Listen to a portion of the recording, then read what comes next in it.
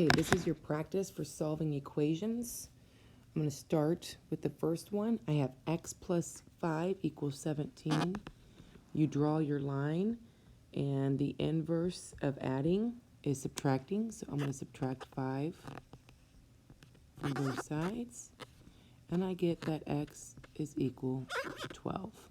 Now in all these, I'm not going to check my work. However, for you, when you're practicing, if you want to check your work, remember we rewrite the problem, and then we take our answer that we got, and you substitute that in for the variable, and then you get 17 equals 17. Okay? Next one, I'm going to draw my line. I have 23 equals y plus 8. I know that I need to subtract 8 from both sides because on the right side it's plus 8. So in my calculator, if I do 23 minus 8, this one, you should have gotten 15 for y. To check your work, you substitute 15 in for y. Next problem. H plus 13.5 equals 28.5. I draw my line. You should have subtracted 13.5 from both sides.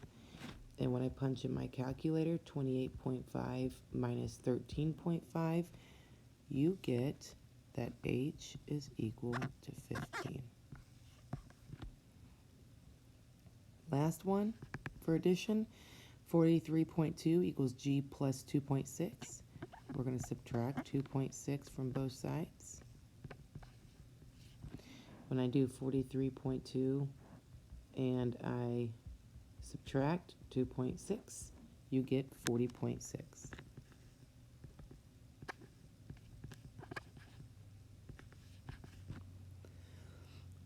Next column, this is all subtraction. Draw my line. If you added 2 to both sides, you should have gotten that y is equal to 11. If I'm going too fast, make sure you pause this and try some of these on your own first. This is just to check your work. Next one, I have 20 equals h minus 3. I'm going to add 3 to both sides. And you get 23 equals h for this one.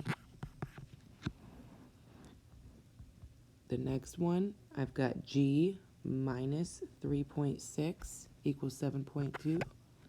Oops.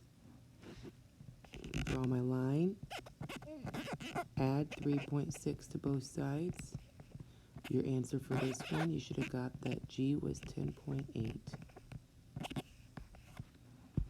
And the last subtraction, you should have added 3.1 to both sides. And when you did that, you should have gotten 74.3 equals X. And the third column is all multiplication. Draw my line. 3 times x is 15. Divide by 3. Divide by 3.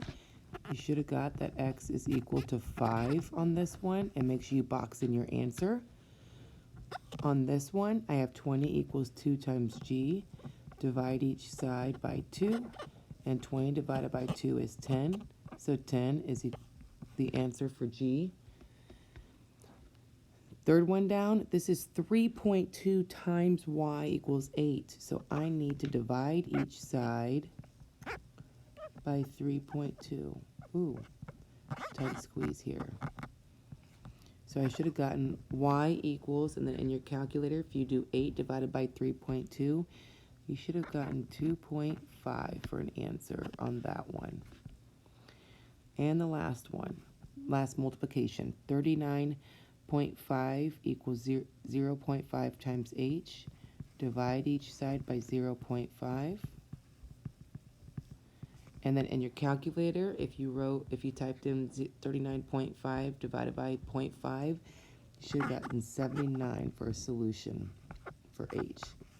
And once again, to check your work, take that number and substitute it in.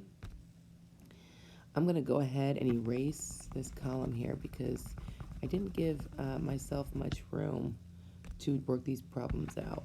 Ooh, here we go. Now I can zoom in. All right, last column here. I'm going to draw my line. I have x divided by 4 equals 36. The inverse of dividing is times.